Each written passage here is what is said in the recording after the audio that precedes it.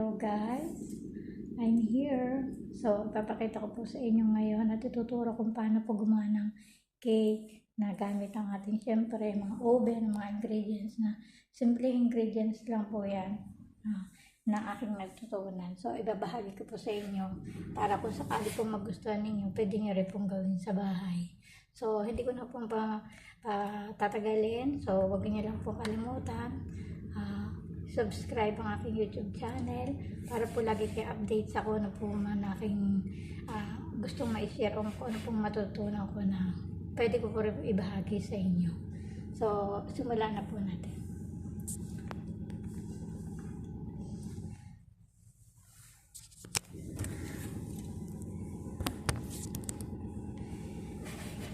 Yan, una guys, magkano tayo ng 3 egg.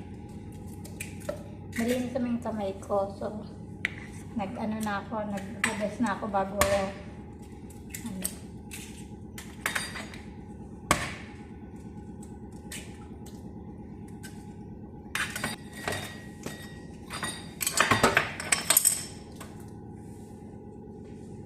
ito yung gamit ko, small glass, sugar, matapon pa.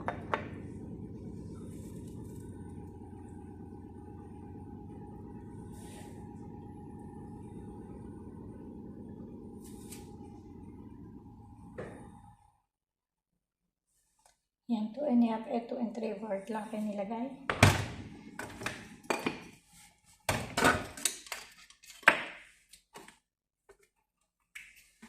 Then, ang water naman po kahit anong tubig. So, pwede naman. Ito rin po yung gagamitin ko sa water. 3 cup po.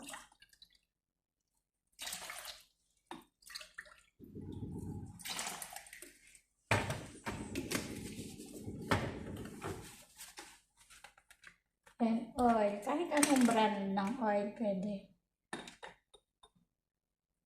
May maliit ang butas ng oil.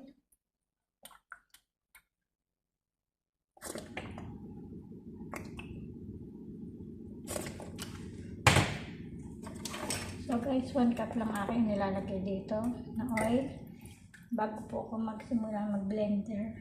Kasi pag hindi po, so ayan po guys. Blender po natin na pinagsama nating ingredients, 3 eggs, sugar, oil, water. Kailangan po kasi blender.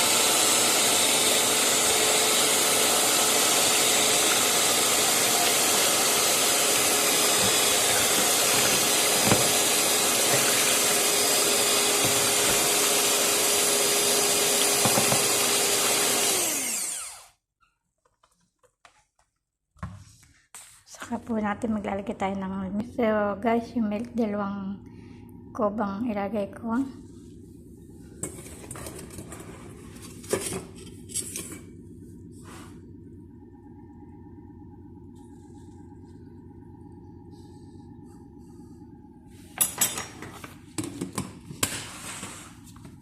Blender ulit natin. Ang hirap pag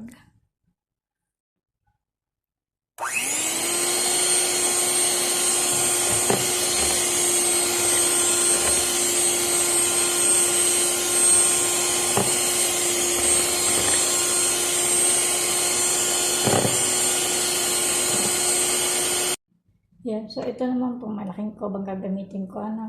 3 and a half po yung ilalagay ko sa amin. Yan. So, guys, so, kailangan natin siyang sa string ba para hindi siya magbuo-buo.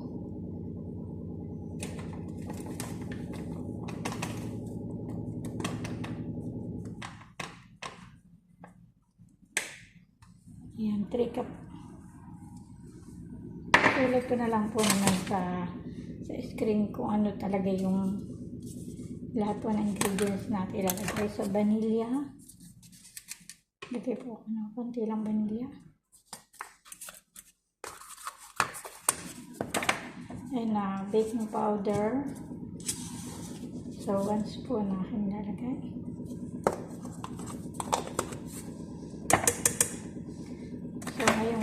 Kalahin natin siya para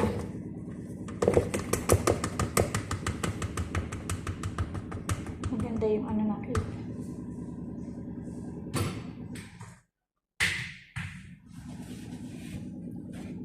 Yan, so guys, i-prepare lang natin ito. So, unahin muna natin ito guys, lemon. So, hinugasan ko na ito, hindi ko na po pinakita sa inyo hugasan. So, ayan. Lemon po, kukunin natin yung balat. Direct na natin ito dito. Kasi po ang balat ng lemon ay nakakapatanggal ng lansa ng itlog. Ang masarap siya, hindi siya nakakainin.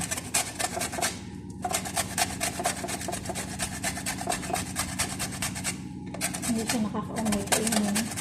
Hindi ko naman pupuko ng lahat.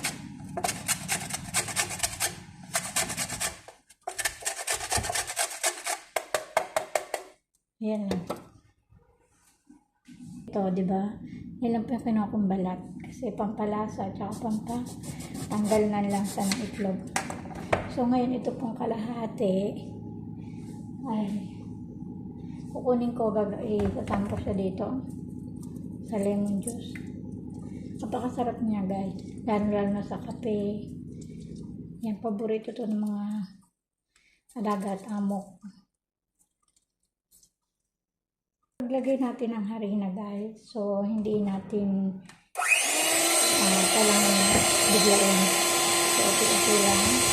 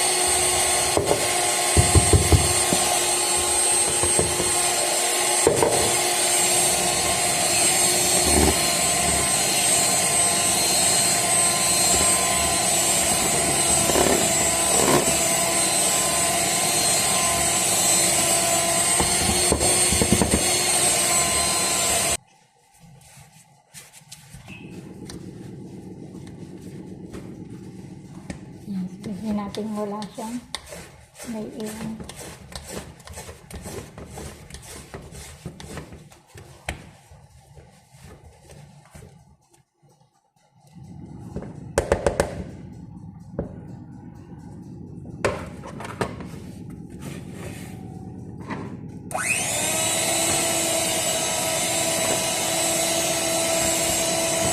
Mabilis lang po siyang gawin. So,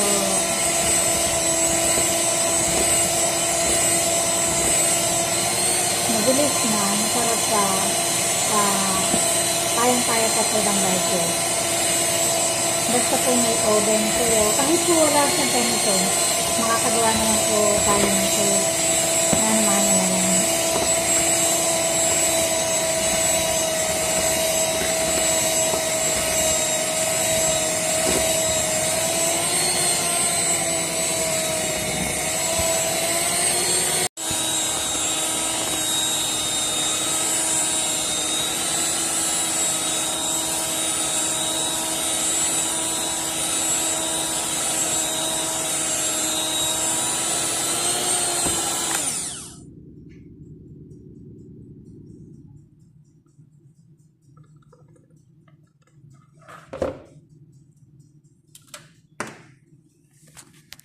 Yan po guys.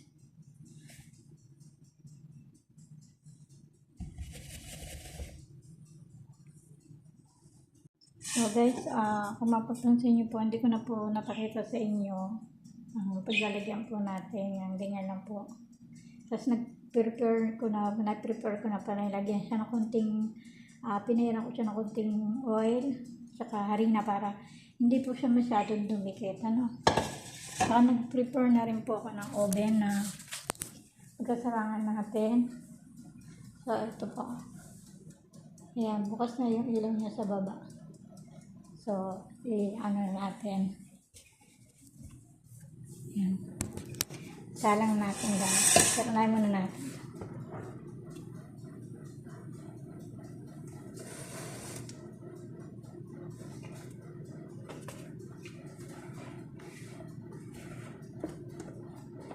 So, ilalagay ko na lang po sa screen ang mga ingredients para po makopya nyo at pwede nyo pong gawin sa bahay. Kaya, so guys, ito yung nagawa natin. So, tama-tama po lang yan. Pag gano'n po yung sa puno yan. Ayan. So, ang paglalagay ko lang po ng apoy niya, pinakamababa lang ko, 100 lang sa baba. Makita niyo po, ayan siya. Ito to, 100 lang. Kasi, masyado siyang, malakas yung apoy namin. Mabilis masunog. Kaya, mababa lang yung aking ginagawa. Kahit po sa taas, ayan, ganyan din. Pero, inaano ko na lang po kung anong oras. May ako chinecheck. So guys, balikan natin sa after 15 minutes.